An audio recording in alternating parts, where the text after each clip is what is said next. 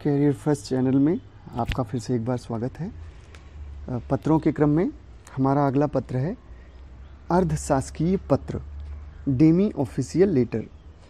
दोस्तों, इस पत्र को थोड़ा सा आपको ध्यान से समझना होगा, क्योंकि इस पत्र का जो पत्राचार का तरीका है वो थोड़ा सा अलग है। आप इसकी परिभाषा और नमूने के माध्यम से इस बात को बहुत अच्छे से समझ सकते हैं। तो इसके पहले हम चर्चा करें तो आपको हमारे टेलीग्राम चैनल के बारे में भी पता है, करियर फर्स्ट नाम से, और हर वीडियो के डिस्क्रिप्शन में उसका लिंक भी दिया है। आप अपनी इच्छा अनुसार ज्वाइन कर सकते हैं। आप और लोगों को भी ये चीज़ें साझा करके उनको भी लाभ पहुंचा सकते हैं। आइए अर्धशासकीय पत्र की चर्चा करते हैं। इसे कहते हैं demi official letter, DO letter short में बोलते हैं, और अर्धशासकीय पत्र हिंदी भाषा में। देखते हैं अर्धशासकीय पत्र। पत्र के इस प्रकार का प्रयोग आमतौर पर सरकारी अधिकारियों के आपसी पत्र व्यवहार में विचारों या सूचना के आदान प्रदान या प्रेषण के लिए किया जाता है। आपको स्पष्ट ही है कि ये ऐसा लेटर है कि समान पोस्ट वाले या एक या दो पोस्ट ऊपर नीचे भी चल जाता है। समान पोस्ट वाले जब अधिकारी, बड़े बड़े ऑफिसर आपस में चर्चा करते हैं, निजी सूचनाओं को साझा करते हैं, तो वो डेमी ऑफिशियल लेटर लिखते हैं या अर्धशासकीय पत्र लिखते हैं। इसमें निर्धारित कार्यविधि के पालन की आवश्यकता नहीं होती। अर्धशासकीय पत्र का प्रयोग उस समय भी किया जा सकता है जब किसी अधिकारी का ध्यान व्यक्तिगत रूप से किसी मामले की ओर दिलाना चाहते हों। इसमें कोई दोस्तों विशेष एक स्पेशल फॉर्म नहीं होता, स्पेशल प्रोटोकॉल नहीं होता कि ऐसा ही होना चाहिए, वैसा ही होना चाहिए। तो एक अधिकारी दूसरे अधिकारी को अपनी व्यक्तिगत चीज़ें भी साझा कर सकता है, बशर्ते कि वो सूचना आधिकारिक होनी चाहिए, ऑफिशियल सूचना होनी चाहिए। जैसे उसका प्रमोशन नहीं हो रहा है, उसके प्रमोशन की फाइल रुकी हुई है, तो वह अपने ही समान दूसरे पद वाले अधिकारी को उसके बारे में सूचना दे सकता है, उसको या रिमाइंडर दे सकता है, याद दिला सकता है, या फिर उससे सूचना मांग सकता है कि हमारी प्रमोशन की जो फाइल चल रही है उसकी क्या प्रोग्रेस है। तो किसी व्यक्तिगत मामले की ओर भी ध्यान वो दिला सकता है। चूंकि अर्धशासकीय पत्र उत्तम पुरुष में वैयक्तिक शैली में अथवा मित्र भाव से लिखा जाता है, अतः ऐसा पत्र किसी मंत्रालय, विभाग के किसी ऐसे अधिकारी द्वारा लिखा जाना चाहिए जो आमतौर पर जिस अधिकारी को ऐसा पत्र भेजा जाना है उसके पद स्तर से एक या दो स्तर नीचे का हो। मैंने पहले ही बता दिया आपको कि यह पत्र एक मैत्री भाव से लिखा जाता है। जैसे किसी सरकारी कार्यालय में काम करने वाले, चलिए मान लीजिए आपकी एपीएस पद पे सिलेक्शन हो गया, नियुक्ति हो गई, और इसके बाद अगला पोस्ट, अब तो ये गजेटेड ऑफिसर रहा नहीं, और इसके पहले ये गजेटेड ऑफिसर का पोस्ट था। तो आपका अगला प्रमोशन जो होगा तो प्राइवेट सेक्रेटरी पोस्ट के लिए होगा, तो तब आप गजेटेड हो जाएंगे। और आपके साथ ही कोई आपका दूसरा दोस्त है, इसको हम आसान भाषा में समझते हैं कि आपके साथ ही कोई ज्वाइन किया हुआ है, आपके पद पे समान है, जो आपका पद है वही पद उसका है, या फिर एक आध पोस्ट ऊपर नीचे चल जाता है ये लेटर। तो आप जो लेटर उससे लिखेंगे, उसके लिए आप जो सूचना देंगे या उससे जो सूचना मांगेंगे, या भी जो जानकारी आप दोनों के बीच में पत्र के रूप में साझा की जाएगी, वह अर्धशासकीय पत्र होगा। इस पत्र को मैत्री भाव में लिखा जाता है।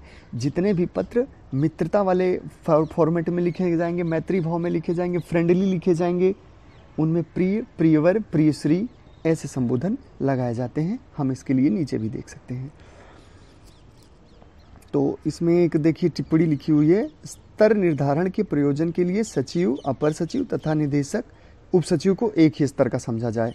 मतलब आपको समझ में ना आए पद का ऊपर नीचे क्या है, तो ये जो सेक्रेटरी हैं, अंडर सेक्रेटरी हैं, डिप्टी डायरेक्टर हैं, उप सचिव, डिप्टी सेक्रेटरी हैं, तो इन सबको एक लेवल का माना जाता है। तो एक नंबर, और खा पे देखिए नीचे नंबर डाला हुआ है यहाँ पे। तो गैर सरकारी व्यक्ति को भेजे जाने वाले पत्र आदि भी अर्ध सरकारी ढंग से हो सकते हैं। मतलब आप अपने किसी दूसरे दोस्त को लिख रहे हो जिसका सिलेक्शन नहीं हुआ है, जो अभी भी तैयारी कर रहा है, गैर सरकारी मतलब जो सरकारी नौकरी में कार्यरत ना हो, तो उसको भी आप लिख सकते हैं ये पत्र, लेकिन आप जो लिखेंगे वो सरकारी तौर पे लिखेंगे। आपका लेटर ऑफिशियल लेटर होगा, कार्यालयी पत्र के अंतर्गत आएगा, लेकिन आप अपने दोस्त को भी लिख सकते हैं। ये डेमी ऑफिशियल लेटर या अर्धशासकीय पत्र। तो इस परिभाषा को दोस्त थोड़ा सा छोटा भी कर सकते हैं, थोड़ा सा कंसाइज किया जा सकता है इसमें कुछ चीज़ें। जैसे कि आप इसको ऐसे लिख सकते हैं कि इस पत्र का प्रयोग आमतौर पर सरकारी अधिकारियों के आपसी पत्र व्यवहार या विचारों के आदान प्रदान, सूचनाओं के आदान प्रदान के लिए किया जाता है। इस पत्र को मैत्री भाव से लिखा जाता है और इस पत्र में जिस अधिकारी को पत्र लिखा जा रहा है वह एक उसके पद के समकक्ष या एक या दो पद ऊपर नीचे हो सकता है। और ये हो गई इसकी परिभाषा, इतने में आपको मार्क्स मिल जाएंगे। अब इसका ड्राफ्ट देखते हैं। तो आप देखिए लेफ्ट हैंड साइड में अधिकारी का नाम, काखागा, पदनाम, दूरभाष, फैक्स, ईमेल, ये 3 चीज़ें लिखी हुई हैं। और फिर दूसरी तरफ, ठीक दूसरी तरफ लिखा हुआ है यहाँ पे भारत सरकार, उसके नीचे विभाग और प्रेषक का पता। तो एक चीज़ समझ लीजिए, इनको ध्यान से देखिए तो एक ही लाइन में आ रहे हैं। ये अधिकारी का नाम और भारत सरकार ये बिल्कुल समान लाइन में है, एक लेफ्ट हैंड साइड में है, एक राइट हैंड साइड में। इस चीज़ का बहुत ध्यान देना है आपको। जो वस्तुएं, जो शब्द जहाँ पे इस्तेमाल किए गए हैं, आपको उन चीज़ों को वहीं पे इस्तेमाल करना है। पदनाम और दूसरी साइड में विभाग, फिर दूरभाष, फैक्स। अच्छा, ये तो एक बात हो गई। फिर नीचे स्थान और दिनांक आपको वो डालना ही है। अब फिर लेफ्ट हैंड साइड में देखिए लिखा है डैश अर्ध शासकीय पत्र संख्या। सरकारी पत्रों के पत्र व्यवहार में पत्रांक या पत्र संख्या का बहुत महत्व होता है। ये रिकॉर्ड में रखे जाते हैं। कभी कोई बात हुई, कभी कोई मामला फंसा, तो उनको कैसे ढूंढा जाए, ऐसे में पत्र संख्या ही मदद करते हैं। अर्धशासकीय पत्र संख्या, खाली स्थान छोड़ देना है। प्रिय, प्रियवर, श्री, आप अपने मित्र को लिख रहे हैं तो उसके लिए आप प्रिय का इस्तेमाल कर सकते हैं। फिर डैश के लिए एक आदर्श योजना तैयार करने का प्रस्ताव है। अब आप मेन बॉडी लिखना शुरू करेंगे। इस प्रस्ताव से संबंधित रूपरेखा की एक प्रतिलिपि एक साथ भेजी जा रही है। एक बात होती है, पॉइंट नंबर 2 में देखिए, यदि आप अपने विचार शीघ्रातिशीघ्र भेजने की कृपा करें तो मैं आपका अति आभारी रहूँगा। मैं यह भी लिख देना उचित समझता हूँ कि मैं यथासमय इस योजना के मसौदे को औपचारिक रूप से विभागों में उनके विचार जानने के लिए भी परिचालित करना चाहता हूँ। सादर, इसमें आप आभार भी व्यक्त कर सकते हैं। सादर, सधन्यवाद, आभार सहित, साभार, ये शब्द इस्तेमाल किए जाते हैं। आप परिभाषा में इस चीज़ों को भी लिख सकते हैं कि परिभाषा में एक लाइन और जोड़ दीजिएगा ब्रीफ करने के लिए कि इसमें सादर या धन्यवाद जैसे शब्दों का भी इस्तेमाल किया जाता है। फिर आपका काखागा, आपको नाम भी नहीं लिखना है, ना तो अनुक्रमांक लिखना है परीक्षा में, एज इट इज़ लिख देना है। अब लेफ्ट हैंड साइड में एक बात और यहाँ पे देखिए, श्री आबासा, उप सचिव, विभाग, कृषि भवन, कॉमा, नई दिल्ली, और ये 110001 पिन कोड है। आपका जो एड्रेस रहेगा, आप ड्राफ्ट के रूप में अगर इस पत्र को भी पेपर में ऐसे ही लिख के चले आएंगे जैसे यहाँ पे आपको दिख रहा है, इसको ऐसे ही तैयार करके बिल्कुल यही एक शब्द बिना बदले अगर लिख के चले आते हैं तो अगर 10 मार्क का पेपर आ रहा है, ये क्वेश्चन आ रहा है पत्र लिखने का, तो 10 में आपको 7 से 8 नंबर बहुत आराम से मिल ही जाएंगे। और ये आपकी तैयारी पे निर्भर करता है कि आपको 9 नंबर, 9.5 नंबर या फिर 10 नंबर कैसे मिलें। ये लेटर अगर आप एज इट इज़ बिल्कुल तैयार करके जाते हैं तो आपको 9 नंबर तक भी मिल सकते हैं, इसमें कोई संदेह नहीं है।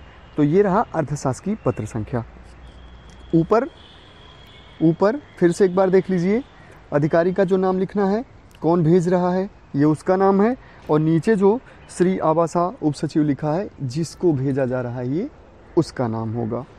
और यहाँ पे आपका जो लिखा है ये भेजने वाले की साइन यहाँ पे होगी, यहाँ पे उसके हस्ताक्षर किए जाएंगे।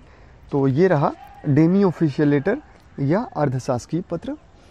तो आप इसका उम्मीद है कि बहुत अच्छे से आनंद ले रहे होंगे और अच्छे से आपकी तैयारी चल रही होगी, और इन पत्रों को आप बेहतर से तैयार कर लेते हैं तो परीक्षा में एक अच्छा खासा स्कोर खड़ा कर सकते हैं।